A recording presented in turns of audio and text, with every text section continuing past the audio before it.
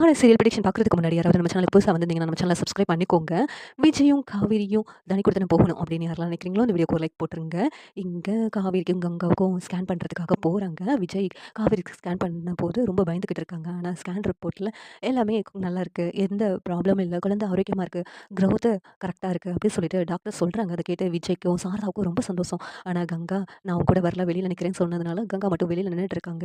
அடுத்து கங்காவுக்கு ஸ்கேன் பண்றாங்க. ஸ்கேன் பண்ணும்போது ஸ்கேன் பண்ண ரிப்போர்ட்லாம் எடுத்துட்டு வந்து டாக்டர் பார்த்துட்டு இருக்காங்க. டாக்டர் நெருங்குன சொந்தத்தில கல்யாணம் பண்ணா குழந்தைக்கு ஏதாவது பிரச்சனை வருமா டாக்டர்? அப்படின்னு சொல்லிட்டு கங்கா கேட்குறாங்க. உடனேவும் டாக்டர் இருந்துட்டு, அப்படின்னா நீங்க பயப்பட தேவையில்ல. அதில லட்சத்தில ஒருத்தவங்களுக்கு தான் அப்படி இருக்கும். அத நினைச்சு நீங்க பயப்பட வேண்டாம். உங்க குழந்தை நல்லா இருக்கு, ஆரோக்கியமா, குரோத்தும் கரெக்ட்டா இருக்கு அப்படின்னு சொல்லிட்டு டாக்டர் சொன்னதும் கங்காவுக்கு ரொம்ப சந்தோஷமாயிருது. உடனே சாரதா வந்துட்டு, இப்போ உன் சந்தேகம்லாம் கிளியர் ஆயிடுச்சாடி? அப்படின்னு சொல்லிட்டு கங்கா கிட்ட கேட்குறாங்க. உடனே கங்காவும், காவேரியும் எல்லாரும் வெளியில வந்துட்டு சந்தோஷமா பேசிக்கிட்டு இருக்காங்க. அந்த நேரத்தில சாரதா சொல்றாங்க, நான் அந்த ஆத்தா கிட்ட வேண்டிக்கிட்டது எல்லாமே நல்லபடியா நடந்துருச்சு. இப்ப தம்பி உங்களுக்கு சந்தோஷம் தானே? அப்படின்னு சொல்லிட்டு விஜய் கேட்குறாங்க. உடனே அத்தை இப்ப எனக்கு ரொம்ப சந்தோஷமா இருக்கு. காவேரிக்காக நீங்க நேத்துக்கிறேன்னு சொன்னீங்கல்ல, அதனாலயே என்னமோ காவேரி குழந்தை ஆரோக்கியமா இருக்குன்னு டாக்டர் சொன்னதும் எனக்கு சந்தோஷமா இருக்கு. காவேரி குழந்தை நல்லா இருக்குன்னு சொல்லிட்டு டாக்டரே சொல்லிட்டாங்களே தம்பி, இப்ப இனிமேலும் வருத்தப்பட்டுட்டு இருக்க மாட்டீங்கல்ல? அப்படின்னு சொல்லிட்டு சாரதா விஜய் கிட்ட கேட்குறாங்க. உடனே காவேரி இருந்துகிட்டு, உடனே விஜய் பார்த்துட்டு, எதுக்குங்க நீங்க வருத்தப்பட்டுட்டே இருந்தீங்கன்னு அம்மா சொல்றாங்க. ஓ! குழந்தை இப்படி இருக்குமோன்னு நெனச்சு நீங்க 5வது மாசம் ஸ்கேன் பண்றத நெனச்சு யோசிச்சுட்டே இருந்தீங்களா? அதனால தான் உங்க முகம் ஒரு மாதிரி இருந்துச்சா? அப்படின்னு காவேரி கேட்டுட்டு இருக்காங்க. உடனே விஜய் இருந்துட்டு, "இல்ல காவேரி உனக்கு அம்ம போட்டுருச்சுல, அதனால தான் குழந்தை வளர்ச்சி வந்து 5வது மாசம் ஸ்கேன் பண்ணும்போது தான் தெரியும் அப்படின்னு சொல்லிட்டு டாக்டர் சொல்லியிருந்தாங்களா, அதனாலயோ எனக்கு ரொம்ப பயமா இருந்துச்சு. இத்தன நாளா நான் உன்கிட்ட சொல்லாமயே இருந்தேன். இப்ப அத்தைகிட்ட சொல்லிட்டேன். அவங்க என் முகத்த பார்த்தே நான் எப்படி இருக்கேன்னு கண்டுபிடிச்சுட்டாங்க. அதனால என்கிட்ட கேட்டாங்க. வேற வழி இல்லாம அத்தைகிட்ட சொன்னேன். அதான் நீங்க கவலைப்படாதீங்க அப்படின்னு சொல்லிட்டு அத்தை எனக்கு ஆறுதலா பேசுனாங்க. ஆனா நீ கண்டுபிடிக்கல பாத்தியா? அப்படின்னு சொல்லிட்டு விஜய் சொல்லிக்கிட்டு இருக்காங்க. ஓ! மாமியாரும் மருமகனும் அவ்ளோ க்ளோஸ் ஆயிட்டீங்களா? அப்படின்னு சொல்லிட்டு காவேரி கேட்டுட்டு இருக்காங்க. என்னமோ சாரதா வந்துட்டு, நான் காவேரி குழந்தை நல்லா இருக்கணும்னு சொல்லிட்டு நேர்த்திக்கடன் போட்டேன்ல, அத அந்த ஆத்தா நிறைவேத்தி குடுத்துட்டா. அதனால நான் உடனே அந்த நேர்த்திக்கடன நிறைவேத்தியே ஆகணும் அப்படின்னு சொல்லிட்டு சாரதா சொல்றாங்க. உடனேவும் இங்க கங்கா இருந்துகிட்டு, அம்மா கிட்ட நானும் தான் சொன்னேன். என் குழந்தை எப்படி இருக்குமோ எனக்கு பயமா இருக்குதும்மா அப்படின்னு சொல்லிட்டு. ஆனா நான் சொன்னத கொஞ்ச நாளும் அவங்க கண்டுக்கிட்டாங்களா? என்ன விட அந்த காவேரி தான் அவங்களுக்கு வசதி. அப்பன்னா நாளைக்கு என் குழந்தை பிறந்தாலும் அத கண்டுக்கவே மாட்டாங்க. அந்த காவேரி குழந்தைய தான் தூக்கி வச்சுக்கிட்டு இருப்பாங்க போலுக்க. நான் முக்கியமே கிடையாது போலுக்க. ஆனா இதெல்லாம் யோசிக்காம அவரு மலேசியாவுக்கு போயிட்டாரு. என்ன பத்தி கொஞ்ச நாள் யோசிக்கிறதுக்கு யாராவது இருக்காங்களா? அப்படின்னு கங்கா புலம்பிக்கிட்டு இருக்காங்க. சரி எல்லாரும் வீட்டுக்கு போகலாம் அப்படின்னு முடிவு பண்ணி வீட்டுக்கு கிளம்பி போயிடுறாங்க. இங்க மறுநாள் சாரதா நேர்த்திக்கடன நிறைவேத்துறதுக்கு கோவிலுக்கு போணும்னு சொல்றாங்க. சரி எல்லாரும் போகலாம்னு சொல்லி கிளம்பி போறாங்க. அங்க போயிட்டு சாரதா இருந்துட்டு, "அங்க பிரதட்சணம் பண்ணணும்டி" அப்படின்னு சொல்லிட்டு சொல்றாங்க. "எதுக்கும்மா இப்படியெல்லாம் நேர்த்திக்கடன் போட்டிருக்க? இந்த வயசுல உன்னால எப்படிம்மா அங்க பிரதட்சணம் பண்ண முடியும்?" அப்படின்னு சொல்லிட்டு காவேரி கேட்குறாங்க. "அதெல்லாம் பண்ணிடுவேன்டி. உன் குழந்தை நல்லா இருக்குல்ல, அந்த ஆத்தா உன் குழந்தைக்கு எதுவும் ஆகாம குடுத்துட்டால்ல, அதுக்காக நேர்த்திக்கடன் பண்ணி தான் ஆகணும்டி" அப்படின்னு சொல்லிட்டு சாரதா சொல்றாங்க. உடனேவும் விஜய் வந்துட்டு, "அத்தை உங்களால பண்ண முடியுமா?" அப்படின்னு சொல்லிட்டு கேட்குறாங்க. "அதெல்லாம் என்னால பண்ண முடியும் தம்பி" அப்படின்னு சொன்னோனே, சாரதா அங்க பிரதட்சணம் பண்ணிக்கிட்டு இருக்காங்க. விஜய் கூட நின்னு சாரதாவ உருட்டி விட்டுட்டு இருக்காங்க. இங்க காவேரியும், கங்காவும் ரொம்ப ஃபீல் பண்ணிட்டு இருக்காங்க. சாரதா அங்க பிரதட்சணை பண்றத பார்த்துட்டு, பாட்டியும் வருத்தப்பட்டுட்டு இருக்காங்க. இந்த காலமான காலத்துல இவ அங்க பிரதட்சணை பண்றேன்னு சொல்லி நேர்த்திக்கடன் போட்டுருக்கா. இவ உடம்பு தாங்குமா? அப்படின்னு சொல்லிட்டு பாட்டி சொல்லிக்கிட்டு இருக்காங்க.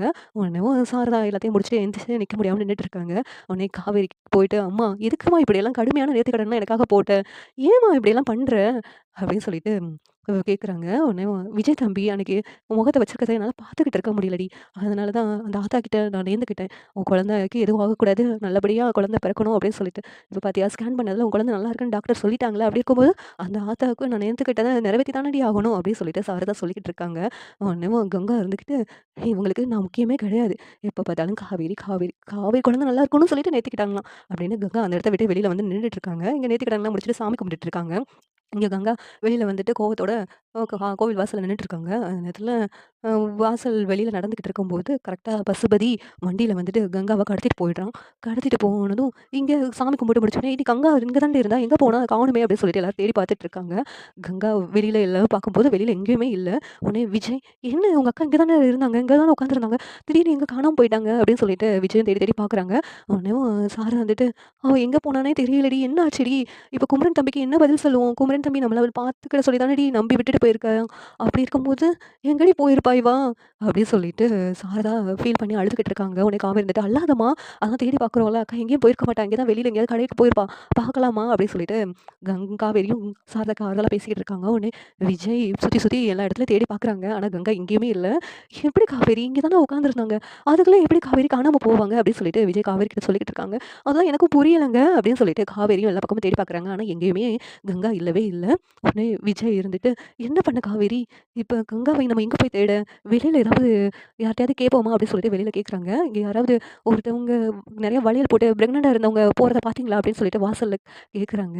உடனே "தம்பி, அந்த பொண்ண ஒருத்தன் வண்டியில இப்பதான் வேகமா பிடிச்சு இழுத்து கடத்திட்டு போன மாரி இருந்துச்சுடா" அப்படின்னு சொன்னதும் விஜய், அச்சச்சோ! யாரோ கடத்திட்டு போயிட்டாங்கன்னு சொல்றாங்களே அப்படின்ட்டு நினைக்கிறாங்க. உடனே இதெல்லாம் பசுபதியோட வேலையா தான் இருக்கும் அப்படின்னு சொல்லிட்டு காவேரி கிட்ட சொல்லிக்கிட்டு இருக்காங்க. அந்த பசுபதி இதெல்லாம் பண்ணிட்டு எப்படியாவது நம்மள பழி வாங்கணும்னு துடிச்சுக்கிட்டு இருக்கான் அப்படின்னு விஜய் சொல்லிக்கிட்டு இருக்காங்க. அதுவும் இல்லாம காவேரி அன்னைக்கு உன்ன ஒரு வண்டி ஏத்த வந்துச்சுல, அதுவும் அந்த பசுபதி தான். அந்த வண்டியில உட்காந்துருக்கிறது பசுபதி. நான் பார்த்தேன் அப்படின்னு சொல்லிட்டு விஜய் சொல்றாங்க. காவேரி வந்துட்டு, "என்னங்க சொல்றீங்க?" அப்படின்னு சொல்லி கேட்குறாங்க. "ஆமா காவேரி, இதெல்லாம் அந்த பசுபதியோட தான் வேலை தான். பசுபதி தான் நம்மள பழி வாங்குறதுக்காண்டி இது இப்படிலாம் பண்ணிக்கிட்டு இருக்கான். இப்ப எப்படியாவது கங்காவ பசுபதி கிட்ட இருந்து நம்ம மீட்டு கூட்டு வரணும்" அப்படின்னு சொல்லிட்டு விஜய் சொல்றாங்க. "ஆமாங்க. இல்லாட்டி மாமாவுக்கு தெரிஞ்சுனா மாமா ரொம்ப கஷ்டப்படுவாங்க. அவங்க வேற வெளியூர்ல இருக்கிறாங்கல்ல" அப்படின்னு காவேரி சொல்லிக்கிட்டு இருக்காங்க. ஆமாங்க. எப்படியாவது அந்த பசுபதி இருக்கிற இடத்த கண்டுபிடிங்க அப்படின்னு சொல்லிக்கிட்டு இருக்கும்போதே, விஜய்க்கு பசுபதி கால் பண்றாங்க. கால் பண்ணி, "ஏய் என்னடா? என்ன உன் பொண்டாட்டியோட அக்காவ காணோம்னு ரொம்ப தேடிக்கிட்டு இருக்கீங்க போலுக்க? அந்த டெய்லர் என்னம்மா பேசுனான்? இப்ப வெளியூருக்கு வேற போயிட்டான். அவன் பொண்டாட்டிய இங்க விட்டுட்டு அவன் மட்டும் தனியா போயிட்டான். இங்க பொண்டாட்டிய நீங்க பார்த்துக்கோங்கன்னு சொல்லி தானே விட்டுட்டு போனான். இப்ப பொண்டாட்டிய காணோம்னு சொன்னா, அவன் உங்கள தானே திட்டுவான்." அப்படின்னு சொல்லிட்டு பசுபதி சொல்லிட்டு இருக்காங்க. "இங்க பாரு, காவேரியோட அக்காவுக்கு ஏதாவது ஆயிடுச்சு, உன்ன சும்மா விட மாட்டோம்." அப்படின்னு சொல்லிட்டு விஜய் கோவமா பேசிட்டு இருக்காங்க. உடனே "என்னடா பண்ணுவீங்க? உங்களால எதுவுமே என்னால என்ன பண்ண முடியாது" அப்படின்னு சொல்லிட்டு பசுபதி தெனாவெட்டா பேசிட்டு இருக்காங்க. "இங்க பாரு, கங்காவ விட்டுரு.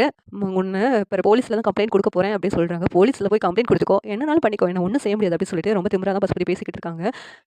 சரி உன்ன பார்க்குற விதத்துல பார்த்துக்கிறேன்" அப்படின்னு சொல்லிட்டு விஜய் ஃபோன வச்சுடுறாங்க. உடனேவும் பசுபதி எங்கிருந்து கால் பண்ணாங்கன்னு சொல்லிட்டு விஜய் வந்து ட்ரேஸ் பண்றாங்க. ட்ரேஸ் பண்ணிட்டு பசுபதி இருக்க இடத்தையும் கண்டுபிடிச்சுடுறாங்க. கண்டுபிடிச்சுட்டு அங்க பசுபதி கங்கா கிட்ட, "என்னம்மா பேசுனான் உன் புருஷன்? புள்ள பூச்சி மாரி இருந்தான். ஆனா அந்த விஜய் கூட சேர்ந்துக்கிட்டு ரொம்ப என்ன பேசுனானே! அன்னைக்கு என்ன அடிக்கவும் செஞ்சுட்டான். அடிக்க வேற செஞ்சுட்டான். அப்படி இருக்கும்போது அவன் பொண்டாட்டிய நான் சும்மா விட மாட்டேனா? உன்ன இங்க அடிச்சோன்னா, அங்க அவனுக்கு வலிக்கும்ல" அப்படிங்கிறது சொல்லிட்டு பசுபதி ரொம்ப பேசிட்டு இருக்கான். உனக்கு கங்கா வந்துட்டு, என்ன விட்டுரு" அப்படின்னு சொல்லிட்டு அழுதுகிட்டு இருக்காங்க. உன்ன நாங்க என்ன பண்ணோம்? நீ தான் வளச்சு வளச்சு எங்க அப்பாவோட ஃப்ரெண்டா இருந்துட்டு எங்க குடும்பத்த பழி வாங்குறதுக்காக துடிச்சுக்கிட்டு இருக்க. எல்லாம் ஏமாத்துனது மட்டும் இல்லாம எங்க வீட்ல உள்ளவங்க எல்லாத்தையும் பழி வாங்குறதுக்காக இப்படி துடிச்சுக்கிட்டு இருக்க. உங்களால ஏன் எங்க வாழ்க்கையே பாழாம போயிருச்சு அப்படின்னு சொல்லிட்டு கங்கா வந்து அழுதுகிட்டு இருக்காங்க. உடனே பசுபதி இருந்துட்டு, "இப்படி நீங்கலாம் அழணும். அதுதான் எனக்கு வேணும்" அப்படின்னு சொல்லிட்டு இருக்காங்க. "ஏய் நீ நல்லாவே இருக்க மாட்டடா. என் புருஷனுக்கு மட்டும் நீ என்ன கடத்தின விஷயம் தெரிஞ்சு" அப்படின்னு சொல்லிட்டு கங்கா சொன்னோனே, பசுபதி இருந்துட்டு அப்படியே மலேசியால இருந்து குதிச்சுட்டு வந்துருவானுங்க.